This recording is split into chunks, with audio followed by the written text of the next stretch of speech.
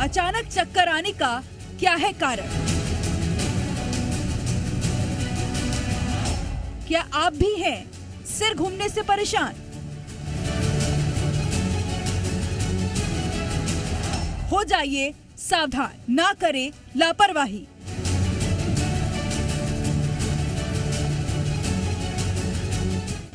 आप हो सकते हैं वर्टिगो बीमारी का शिकार। नमस्कार, बहुत स्वागत है आपका। मैं हूं आपके साथ प्रेरणा मिश्रा। क्या आपको अचानक चक्कर आने जैसा महसूस होता है और उस समय ऐसा लगता है कि जैसे आप आसपास की सभी चीजें आपके आसपास घूम रही हों और आप गिर पड़ेंगे? अगर हाँ, तो आपको वर्टिगो की बीमारी है। वर्टिगो होने पर बिना चेतावनी के अचानक से चक्कर आने लगता है। इस बीमारी में कहीं भी गिर जाने, फ्रैक्चर हो जाने का खतरा ज्यादा होता है। वर्टिगो एक तरह का बैलेंस डिसऑर्डर है और आज दुनिया भर में हर 10 में से एक व्यक्ति इस समस्या से जूझ रहा है और कई बार ये जानलेवा भी साबित हो सकता है। वहीं पुरुषों की तुलना में महिलाएं 2 से 3 गुना ज्यादा वर्टिगो से प्रभावित हो सकती हैं। डॉक्टर का मानना है कि महिलाओं में हार्मोनल डिसऑर्डर की वजह से भी उन्हें वर्टिगो की समस्या हो सकती है और चिंता और डिप्रेशन भी वर्टिगो को ट्रिगर कर सकते हैं। बता दें कि कान के अंदरूनी भाग में कुछ परेशानी होने की वजह से ये समस्या होती है। वर्टिगो डिसऑर्डर किसी भी उम्र में हो सकता है, लेकिन बुजुर्गों में इस बीमारी को खास तौर पर देखा गया है। आमतौर पर ये एक कॉमन बीमारी है, लेकिन इसकी वजह से कई तरह की परेशानियां भी बढ़ सकती हैं और काम भी प्रभावित हो सकता है। तो आइए जानते हैं कि आखिर इसके लक्षण, कारण और इलाज क्या हो सकते हैं।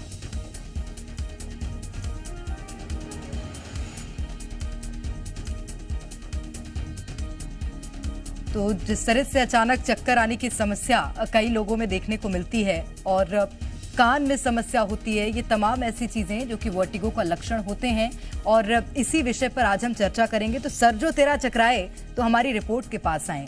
डॉक्टर विभोर उपाध्याय से बात करेंगे, न्यूरोलॉजिस्ट हैं, मेदांता लखनऊ से हैं। बहुत स्वागत करती हूँ सर आपका। नमस्कार डॉक्टर विभोर। वर्टिगो मुझे लगता है इस बीमारी को जानते तो सब हैं, लेकिन इसके मुख्य रूप से लक्षण क्या होते हैं ये मैं आपसे जानना चाहूंगी। देखिए, ये आजकल बहुत ही कॉमन एक ओपीडी प्रॉब्लम हो गई है। जो मरीज देखते हैं उसमें वर्टिगो एक सामान्यतः प्रॉब्लम बनती जा रही है। तो इसके 2 प्रकार, एक भयावह रूप होता है जो कि सेंट्रल वर्टिगो होता है और एक नॉर्मल जो ज्यादा खतरनाक नहीं होता उसको पेरिफेरल वर्टिगो हम बोलते हैं। मतलब एक दिमाग के अंदरूनी दिक्कत की वजह से हमें चक्कर आ सकते हैं या फिर जैसा कि आपने अभी बताया कि कान की दिक्कत की वजह से हमें चक्कर आ सकते हैं। जो कॉमनली हम वर्टिगो या चक्कर आना महसूस करते हैं, ज्यादातर मरीजों में 70 से 80% मरीजों में वो कान की दिक्कत की वजह से आते हैं। कान में जैसे मोबाइल में एक गायरोस्कोप होता है जो हमारे मोबाइल में जो डायरेक्शंस को मेंटेन करता है, सिमिलर एक ऑर्गन हमारे कान के अंदर ओटोलिथ्स होते हैं जो आसपास के हमें हम स्पेस में किस तरह से ओरिएंटेड है उसको कंट्रोल करता है। तो जब वो अपनी जगह से हिल जाता है या उसमें डिजनरेशन हो जाता है तो उसकी वजह से वो चक्कर हमको बहुत ज्यादा पेशेंट्स को आने लगते हैं। तो कभी वो कैनाल होती है उसमें जब वो अपनी पोजीशन को अपनी जगह से हटके कहीं और चला जाता है तो ईयर ये ब्रेन को संदेश नहीं दे पाता कि हम स्पेस में अपने आसपास के एरिया में किस तरह से हम पोजीशन करे हुए हैं और उसको वो निर्धारित नहीं करने की वजह से वो हमको बार बार चक्कर आने लगता है। जो मरीज एक बोलता है कि हम जैसे ही बैठ के खड़े होते हैं या बैठे हुए जब हम लेटते हैं तो उस टाइम पे एकदम बहुत सीवियर प्रकार के चक्कर और सब कुछ मरीज को घूमता हुआ लगता है।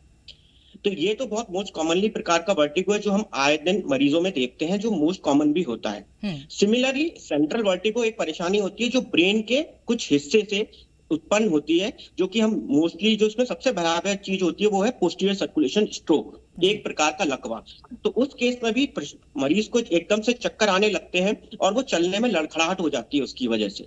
लेकिन ये चक्कर और एक जो कान की वजह से उत्पन्न चक्कर जो हो रहे हैं उसमें डिफरेंस, एक मेजर डिफरेंस जो कि मरीज आइडेंटिफाई कर सकता है वो ये है कि जो कान वाले चक्कर होते हैं वो बहुत तेजी से आएंगे और जिसकी वजह से उसको सब कुछ अपने आसपास का एरिया घूमता हुआ दिखाई देता है। एंड और जो चलने में उसको दिक्कत है वो भी थोड़ी सी लड़खड़ाहट होगी, लेकिन वो ज्यादा लड़खड़ाहट एक सेंट्रल वर्टिगो की जो स्ट्रोक की वजह से होता है। एक और बात डॉक्टर विभोर मैं समझना चाहूंगी, जिस तरह से आप बता रही हैं चक्कर वाली समस्या, क्या ऐसा भी हो सकता है कि हमारे सोने का जो तरीका है वो गलत है, इस वजह से वर्टिगो जैसी समस्या हो रही है, या हम बहुत झुक के पढ़ाई कर रहे हैं और डेस्क या टेबल का प्रयोग नहीं कर रहे हैं पढ़ने में, तो क्या इस तरह की समस्या होती है?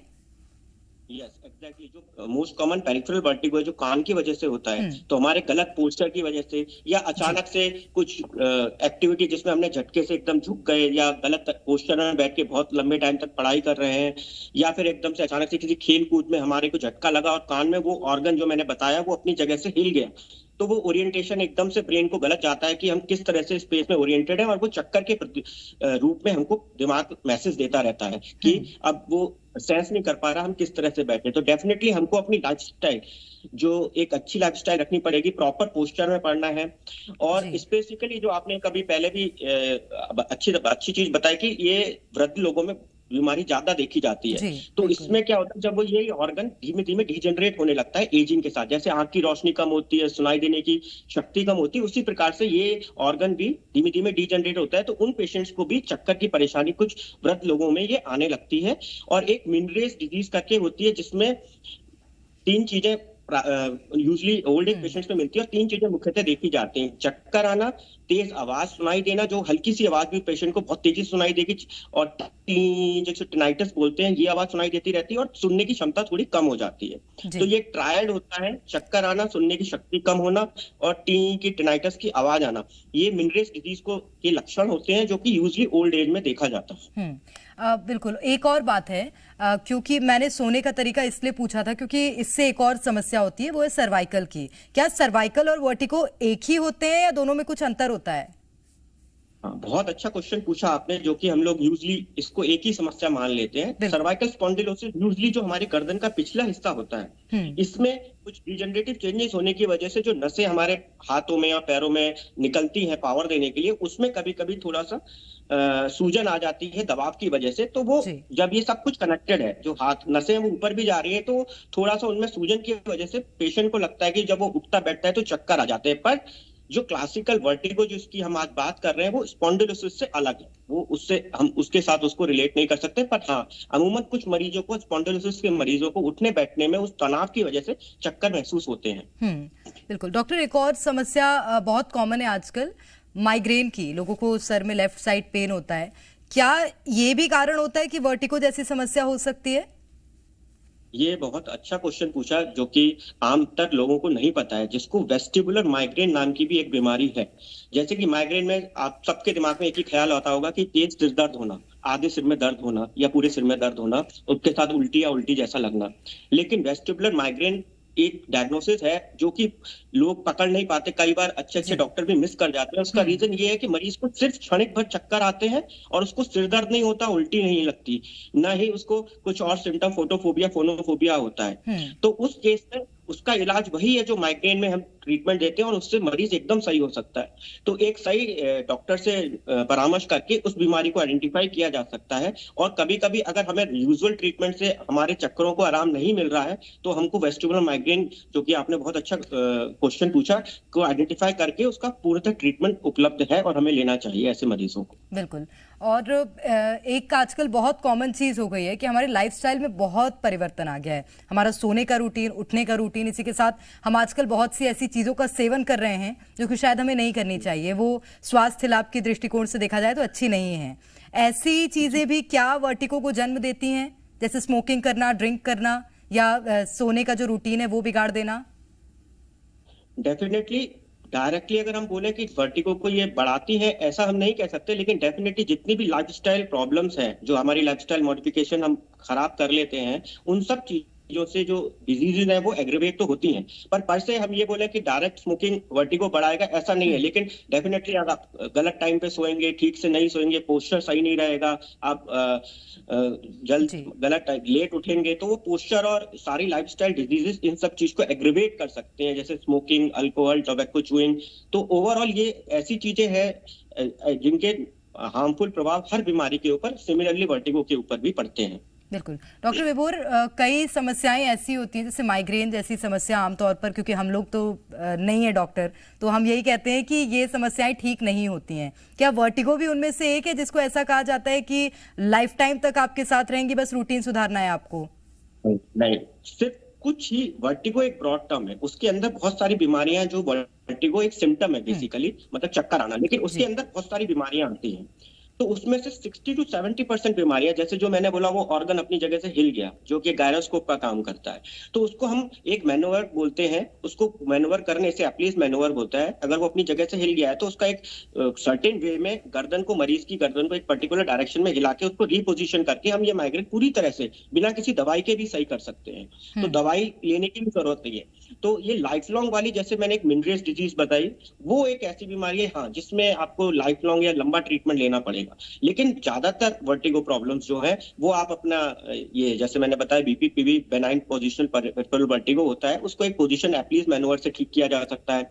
सिमिलरली माइग्रेन लाइफस्टाइल मॉडिफिकेशन से ठीक किया जा सकता है। एंड कुछ ही 10-15% ऐसी बीमारियां हैं जिसमें डेफिनेटली हाँ लॉन्ग टर्म ट्रीटमेंट की आवश्यकता होती है। अच्छा, एक और चीज डॉक्टर, क्या वर्टिगो में भी सरदर्द जैसी समस्या होती है, और अगर होती है तो कोई ऐसा पार्ट है क्या सर का जो कि मुख्य रूप से दर्द करता हो, मतलब उससे समझ में आए कि हमें वर्टिगो समस्या हो रही है और हमें डॉक्टर से कंसल्ट करना है? वर्टिगो में पर से, जैसा आपने बोला, वर्टिगो नाम में ही मतलब अर्थ उसका है चक्कर आना। तो बेसिकली इसका प्राइम सिम्टम जो है वो सिर्फ चक्कर आना है। अब वो चक्कर बहुत तेजी से सब कुछ घूमता हुआ लगना, या उठने बैठने में हल्के हल्के क्षणिक भर के लिए डिजी वर्ड जो पेशेंट्स का यूज करते हैं, डिजीनेस होना, वो हो सकता है। लेकिन सिर दर्द अमूमन वर्टिगो के साथ एसोसिएटेड नहीं होता। It could be a secondary symptom, कि जैसे स्पॉन्डिलोसिस पेशेंट में पीछे से radiating pain posterior part of head में हो सकता है, या फिर वेस्टिबुलर माइग्रेन जो एक एंटिटी बताई कि माइग्रेन वाले पेशेंट्स में भी चक्कर आ सकते हैं, उनको आधा सिर में दर्द या पूरे सिर में, आगे के सिर में दर्द हो सकता है। बिल्कुल, बहुत बार ऐसा होता है वर्टिगो की अगर समस्या लोग देख रहे होते हैं, महसूस कर रहे होते हैं, तो उसको सोच लेते हैं कि कमजोरी है और इस वजह से चक्कर आ रहे हैं। लेकिन अगर ये समस्या है तो इसमें हम क्या अपने लाइफस्टाइल में सुधार करें? कुछ खान पान में भी बदलाव लाने की जरूरत होती है क्या? एक आखिरी सवाल है सर मेरा। खान पान में अगर हम अच्छी सब्जी, हरी सब्जियां, फ्रेश फ्रूट्स ये सब लें, और अच्छे फ्रेश निकले हुए जूस, ना कि पैक्ड जूस, इन सबको लें, स्मोकिंग, अल्कोहल, इन सबको अवॉइड करें, तो हम अपने इस सिम्टम्स को बहुत हद तक कंट्रोल कर सकते हैं। एंड डेफिनेटली अगर पढ़ाई करनी है, एक प्रॉपर पोस्चर में, सीट टेबल पे बैठ के, ना कि बेड पे गलत पोस्चर में बैठ के पढ़ाई करना, इन सबको अवॉइड करके, अच्छे लाइफस्टाइल को फॉलो करके हम इन सब चीजों को अवॉइड कर सकते हैं वर्टिगो। ये बहुत जरूरी है, और जो लोग इस वक्त देख रहे हैं वो भी समझें कि वर्टिगो को थोड़ा सीरियसली लेके डॉक्टर को दिखा दे, जरूर कंसल्ट करें, वो बहुत जरूरी है। बहुत शुक्रिया आपका डॉक्टर तमाम जानकारी के लिए। तो अगर आपको चक्कर जैसी समस्या हो रही है तो आप इसको गंभीरता से लें, डॉक्टर से कंसल्ट करें, और अपने लाइफस्टाइल में सबसे महत्वपूर्ण बात यह है कि सुधार लाएं। सोने के तरीके और पढ़ने के तरीके को मुख्य रूप से गौर करें कि ज्यादा झुककर पढ़ाई ना करें और बहुत देर तक अपनी पढ़ाई की सिटिंग ना रखें। इसी के साथ यहां रुकेंगे एक ब्रेक के लिए। आप देखते रहिए जी मध्य प्रदेश छत्तीसगढ़।